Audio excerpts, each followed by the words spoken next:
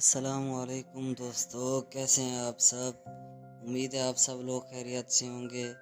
تو آج کی ہماری جو ویڈیو ہے وہ ان 6 چیزوں کے بارے میں ہے جو کہ دوسرے ممالک میں تو عام ہے لیکن ہمارے لیے تھوڑی عجیب ہو سکتی ہیں اور دلچسپ بھی ہو سکتی ہیں۔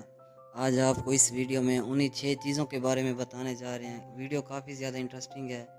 تو سب سے پہلے جو ہے وہ ہے سلواکیہ میں کرسمس کا کھانا باتھ ٹب میں۔ جی ہاں، چیکو سلواکیہ میں کرسمس کی ایک منفرد روایت ہے۔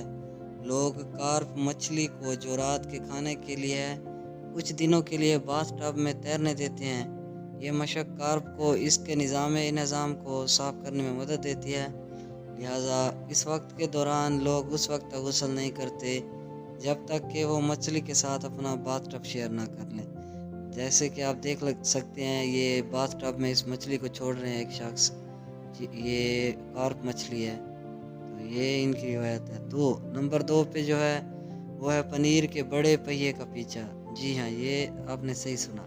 یہ اب باضابطہ طور پر ایک کھیل ہے جسے کوپرز ہل چیز رول کہتے ہیں۔ یہ ایک مقابلہ ہے جس میں لوگ پنیر کے ایک بڑے پہیے کا پیچھا کرتے ہوئے 200 گز کی پہاڑی سے نیچے دوڑتے ہیں، اور اس دوران وہ کئی بار گرتے بھی ہیں۔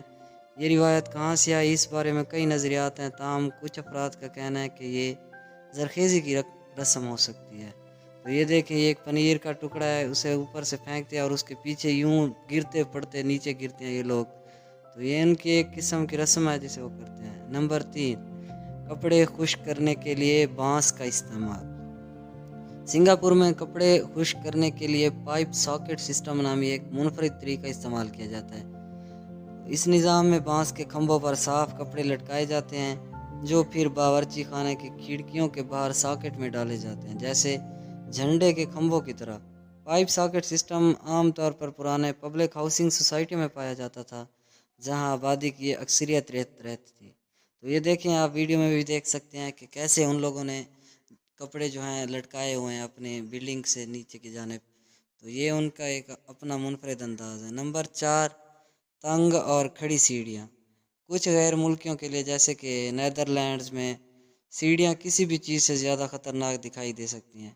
یہ تاریخی تعمیراتی انداز کی وجہ سے ہے جس میں عمارتوں کی جگہ کو زیادہ سے زیادہ استعمال کے قابل بنانے کے لیے ڈیزائن کیا گیا تھا، جس میں ہر ممکنہ سینٹی میٹر کی بچت کی گئی تھی تاکہ زیادہ سے زیادہ جگہ جو ہے بچائی جا سکے عمارت بنانے کے لیے، اور سیڑھوں کے لیے کم سے کم جگہ استعمال کی جائے۔ آپ دیکھ سکتے ہیں کہ کیسے الگ طریقے کی ڈیزائن ہے ان کی سیڑھیوں کے۔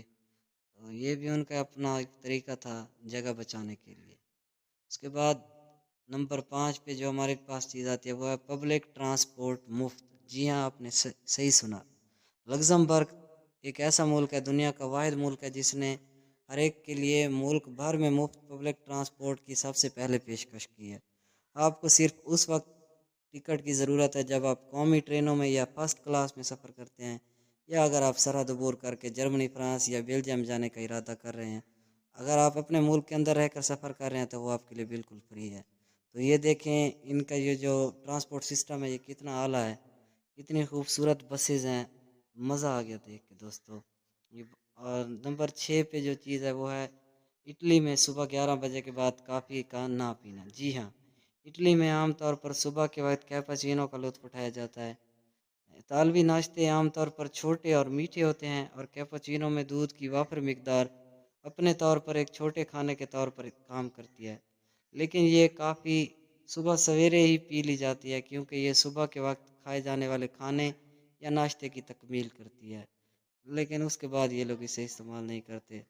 تو دوستو، یہ تھی آج کی ہماری ویڈیو میں 6 چیزیں جو کہ دوسرے ممالک میں پائی جاتی ہیں۔ آپ کو ان میں سے کون سی چیز اچھی لگی کمنٹ میں ہمیں ضرور بتائیے، اور اگر کوئی آپ ایسی اور میوزک ویڈیوز دیکھنا چاہتے ہیں تو ہمارے چینل کو سبسکرائب کریں۔